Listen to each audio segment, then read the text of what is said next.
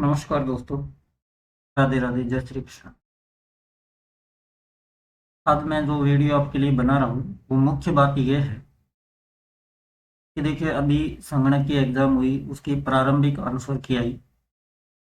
ठीक है। Main answer की भी लगभग 10 से 15 दिन के अंदर जारी हो जाएगी। जैसे ही आपत्तियां होंगी उनका निस्तारण होगा। निस्तारण के बाद में मेन आंसर की भी आ जाएगी। 583 पोस्ट थी और उन्हीं पर एग्जाम होनी है, यानी कैंडिडेट सेलेक्ट होने हैं। मेन बात है कि जो बच्चे संगणक वाले थे वो एएसओ की भी तो तैयारी करेंगे, गवर्नमेंट जॉब में आने के बाद भी तैयारी करेंगे। सभी बच्चों का सिलेक्शन भी नहीं हो सकता है, आप सभी मानते हो, क्योंकि 80,000 के लगभग बच्चों ने एग्जाम दी है। तो अपन जो चर्चा कर रहे हैं कि नई एएसओ की भर्ती जो है वो कब तक आएगी, पहली बात तो यह है, पहला प्रश्न तो यह है कि साहब ये भर्ती कब तक आएगी। दूसरी बात यह है कि क्या स्ट्रेटेजी अभी से रहे, क्या प्लानिंग रहे ताकि ये आपके लिए बेनिफिट हो सके। तो देखिए दोस्तों, मैं आपको बता देता हूँ। तो न्यू वैकेंसी की अगर अपन बात करें, न्यू वैकेंसी, अगर एएसओ की न्यू वैकेंसी की अगर आप बात करोगे तो ये मैं आपको बता देता हूँ, जून के महीने तक तो लगी हुई है आचार संहिता। जून का महीना जो 6 जून तक आचार संहिता रहेगी। और आचार संहिता के दौरान आपको पता है, किसी भी प्रकार की जो कोई भी वैकेंसी है उसकी शॉर्ट विज्ञप्ति तो जारी हो सकती है, एडवर्टाइजमेंट, बट सुचारू रूप से चालू नहीं होगी। अब मेन बात तो करते हैं अपन जून के महीने तक, यानी मई और जून के महीने तक तो ये वैकेंसी आने वाली है नहीं। जो एएसओ की वैकेंसी है ये मई और जून के महीने तक तो आएगी नहीं। लेकिन ये आपको मैं बता देता हूँ कि के मंथ तक जुलाई तक ये वैकेंसी ओपन हो जाएगी। जुलाई तक ये वैकेंसी ओपन हो जाएगी। दूसरी बात करते हैं एएसओ की, जो असिस्टेंट स्टैटिस्टिकल ऑफिसर है, सांख्यिकी अधिकारी है, सहायक सांख्यिकी अधिकारी, इसको कहा जाता है सहायक सांख्यिकी। नाम के पीछे देखो अधिकारी लगा हुआ है, तो सीधी बात है ऑफिसर रैंक की है अधिकारी, यानी असिस्टेंट स्टैटिस्टिकल ऑफिसर। अब ये जो भर्ती है ये करवाता कौन है, ये हमारा जो संस्था है, आयोग है, जिसका नाम है राजस्थान पब्लिक सर्विस कमीशन, यानी राजस्थान लोक सेवा आयोग के द्वारा इस एग्जाम को कंडक्ट करवाया जाता है। कंडक्ट कौन करवाती है? आरपीएससी करवाती है। बात अपन करते हैं कि इसमें पैटर्न क्या होता है। तो देखिए, अगर आप पैटर्न की बात करोगे तो पैटर्न की सीधी बात है, इसमें 30 जो क्वेश्चन है, 30 क्वेश्चन है, वो तो होते हैं जीके से रिलेवेंट। ठीक है, जीके के होते हैं। 70 क्वेश्चन में अगर आप बात करोगे तो उसमें स्टैटिक्स भी इसी में शामिल है, स्टैटिक्स भी इसी में शामिल है, मैथ भी इसी में शामिल है, और कंप्यूटर भी इसी में शामिल है। ठीक है। अच्छा, जीके में अधिकतर जो पोर्शन आता है वो राजस्थान आर्ट एंड कल्चर का आता है, आर्ट एंड कल्चर का पोर्शन आता है। आगे अपन बात करें, राजस्थान ज्योग्राफी का पोर्शन इसमें आता है। हिस्ट्री के क्वेश्चन तो आते हैं लेकिन कम आते हैं, हिस्ट्री के क्वेश्चन 3 या 4 रहेंगे। और जो करंट का रेशियो रहने वाला है वो 7 से 8 क्वेश्चन करंट का रेशियो भी लगभग रहता है। करंट के हिसाब से दे देता है, इकोनॉमिक सर्वे के अकॉर्डिंग भी करंट दे देता है। कुछ बच्चों को लगता है ये करंट नहीं है, लेकिन होती वो करंट ही है एक्चुअली। ठीक है। तो मैं आपको बता देता हूँ कि ये 30 क्वेश्चन जो है जीके वाले पोर्शन के, इनके लिए आप निश्चिंत रहो। अपनी यहाँ लाइव क्लासेज कंडक्ट हो रही है, रिकॉर्डेड क्लासेज आपको मिल रही है।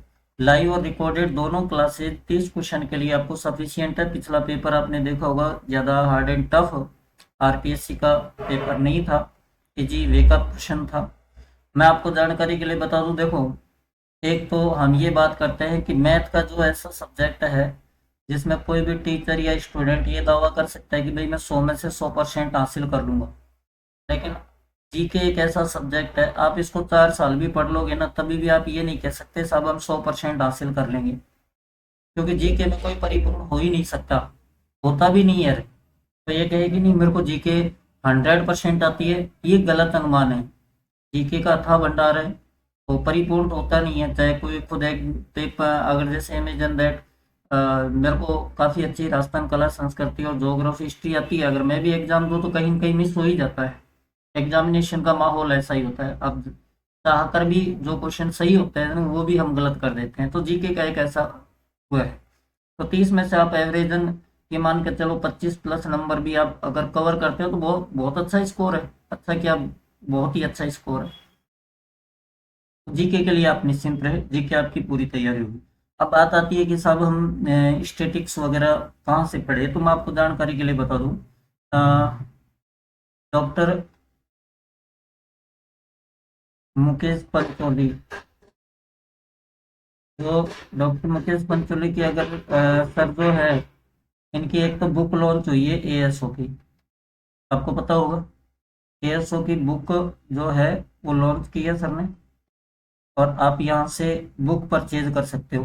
ठीक है, एएसओ वाली बुक परचेज कर सकते हो यहाँ से आप आराम से। आपको आर्ट एंड कल्चर से रिलेटेड और ज्योग्राफी वगैरह मैंने बताई दी। तो दूसरी बात, स्टेटिक्स अगर आपको पढ़नी है तो सर से आप स्टेटिक्स पढ़े। इकोनॉमिक्स स्टेटिक्स जो है ये आपको सर से पढ़नी है, कहीं कोई दिक्कत नहीं आएगी इकोनॉमिक्स और स्टेटिक्स में। आप ये बुक का सहारा लें और आराम से पढ़ाई करें, कहीं कोई दिक्कत आने वाली नहीं है। आपकी बात ये आती है कि साहब हम अगले ये जो अभी जो देखो मंथ चल रहा है, ये अप्रैल मंथ चल रहा है। आपके पास अप्रैल पूरा है, अप्रैल के बाद में मई है, जून है और जुलाई है, यानी जब तक वैकेंसी आएगी। आपको मैं जानकारी के लिए बता दूं, आपका एक बार जो कोर्स है, एक बार आपका 100% आप कोर्स कवर कर लोगे। कोर्स को कवर कर सकते हो एक बार 4 महीने में, कोर्स कवर हो जाएगा एक बार आपका कितने महीने में, 4 महीने में। अब वैकेंसी आने के बाद में मिनिमम 30 दिन का टाइम होता है फॉर्म भरने का।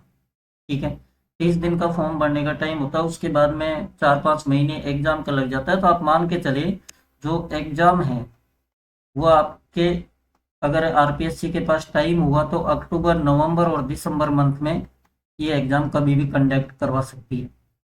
ठीक है, तो ये चीज़ भी आपको पता होनी चाहिए कि हम कैसे तैयारी करें। तब तक आप फिर आपका रिवीजन बेसिस, एमसीक्यू बेसिस के माध्यम से बड़ा अच्छा पेपर आप सोल्व कर सकते हैं। एएसओ जो स्टेटिकल ये अपन बात कर रहे थे संगणक वाली, तो देखिए संगणक जो है कंप्यूटर जो भर्ती है, इसमें अभी मेन आंसर की जो आएगी, मेन आंसर की मैं आपको जानकारी के लिए बता दूं, काफ़ी बच्चों के कमेंट देखने के बाद मैं ये चीज़ें बता रहा हूँ। मेन आंसर की में आप मान के चले 5 से और 6 जो क्वेश्चन हैं इनके आंसर चेंज होंगे, या तो आंसर क्वेश्चन के आंसर चेंज हो जाएंगे, या आप ये मान के चलो डिलीट हो जाएंगे क्वेश्चन, जो भी आप माने, क्योंकि विवादित जहां बन जाता है वो तो डिलीट होंगे या आंसर चेंज होंगे। तो या तो आपको बोनस मिलेगा या क्वेश्चन डिलीट होंगे। डिलीट होंगे तो भी बोनस मिलता है, लेकिन उसका एक क्राइटेरिया होता है। तो इसलिए अभी जिनके फर्स्ट आंसर की से मिला है, जिनको लगता है मेरा ठीक है, आपको जो भी ऑथेंटिक सोर्स है, राजस्थान बोर्ड है, जो भी ऑथेंटिक सोर्स से आपको इनके प्रमाण मिलते हैं, तो आप आपत्ति लगा सकते हो। तो नई संगणक भर्ती के लिए अभी से जुड़ जाइए, क्योंकि देखो एग्जाम कब हो वो मायने नहीं रखता, आपको तैयारी जो है ना वो बड़ी बेहतरीन होनी चाहिए। वो कहते हैं ना कि अगर किसी चीज़ को आप शिद्दत से चाहो तो पूरी कायनात जो होती है वो एक हो जाती है आप उनको मिलाने के लिए। आप ऐसी तैयारी करो कि आपको वो पोस्ट हासिल होकर ही रहे। आपको ये मतलब नहीं है कि भाई 500 पोस्ट आई है या 5000 पोस्ट आई है, ये मायने नहीं रखती। चाहे 500 पोस्ट हो या 5000 पोस्ट हो, आपको सिलेक्शन प्रत्येक कैंडिडेट को एक पोस्ट का चाहिए, और ये आप उसी एक पोस्ट के लिए स्ट्रगल करो। दुनिया में बहुत सारी ऐसी, मैंने डीयू यूनिवर्सिटी की अगर मैं बात करूं, दिल्ली यूनिवर्सिटी की, तो मैं जानकारी के लिए बताऊं वहाँ दो या तीन पोस्ट आती है, और उनमें पता नहीं कितने फॉर्म भरे जाते हैं। फिर भी जिनको सिलेक्शन लेना होता है वो तो एक पोस्ट पे ले ही लेता ना। तो आप सिलेक्शन के लिए तैयारी करो, आपको ये मतलब नहीं है कि कम पोस्ट दी है, ज़्यादा पोस्ट दी है। आप इन विचार विमर्श से बाहर निकले और अपनी तैयारी को प्रॉपर बढ़ाएं। धन्यवाद। देखते रहिए आपका अपना यूट्यूब चैनल नरेश शर्मा। तब तक के लिए नमस्कार, जय हिंद साथियों।